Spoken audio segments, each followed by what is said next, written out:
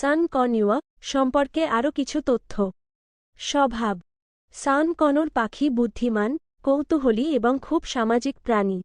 তারা মানুষের সাথে সহজেই বন্ধুত্ব গড়ে তুলতে পারে এবং কথা বলতে শিখতে পারে। পাখিটি হল সান কনুর, সান কনিউয়া। বৈশিষ্ট্য। আকার 30-36 সেমি লম্বা, 12-14 সেন্টিমিটার প্রস্থ। ওজন 300-400 গ্রাম। পালকের রং উজ্জ্বল হলুদ, লাল, নীল, সবুজ এবং কমলা রঙের পালক। চোখ কালো, চঞ্চু কালো, পা ধূসর। বিশেষ বৈশিষ্ট্য। তীক্ষ্ণ চঞ্চু এবং শক্তিশালী পা। দীর্ঘ লেজ।